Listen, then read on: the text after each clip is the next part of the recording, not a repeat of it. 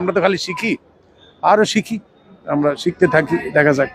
এবং শিখতে শিখতে, হ্যাঁ, শিক্ষার তো কোনো শেষ নেই। এটা হচ্ছে জন্ম থেকে কবর পর্যন্ত মানুষ শেখে। আমাদের দলও শিখতেছে আর কি। আমরা শিখবো ইনশাআল্লাহ, আরো শিখি।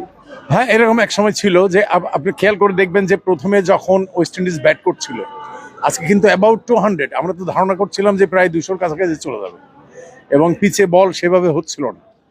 এরপরে বাংলাদেশের বোলাররা নাসুম হঠাৎ করে 2টা উইকেট নেওয়ার পরে পুরো মোমেন্টামটা চেঞ্জ হয়ে গেল, এবং মাত্র 149 রানে, যেখানে আমাদের প্রেডিকশন ছিল মিনিমাম 180 তো হবেই, সেখানে 149-এ বুক হয়ে গেছে ওয়েস্ট ইন্ডিজ, অর্থাৎ 150 টার্গেট আমাদের জন্য। আমি তো মনে করছি এই পিছিয়ে এটা ছিল ইজি, কিন্তু যাই হোক আমরা পারলাম না আর কি।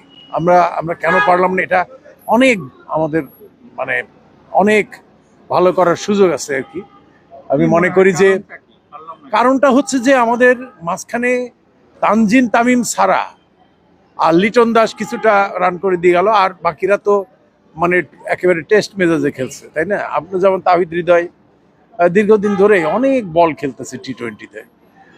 শামীমের কোনো ফর্ম নেই সত্য কথা বলতে, একেবারেই।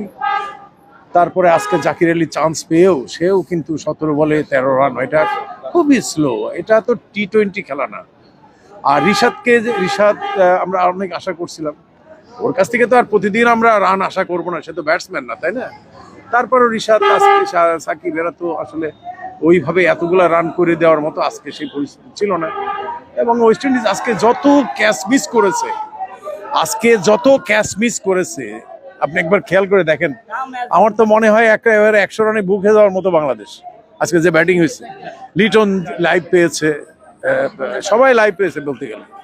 এতগুলা সুযোগ পাওয়ার পরেও বাংলাদেশ হেরে যাবে, এটা তো আনএক্সপেক্টেড একটা মানে রেজাল্ট।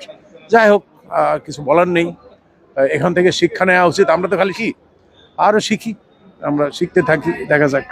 এবং শিখতে শিখতে, হ্যাঁ, শিক্ষার তো কোনো শেষ নেই। এটা হচ্ছে জন্ম থেকে কবর পর্যন্ত মানুষ শেখে। আমাদের দলও শিখতেছে আর কি। আমরা শিখবো ইনশাআল্লাহ, আরো শিখি। এছাড়া বলার কিছু নেই। ধন্যবাদ।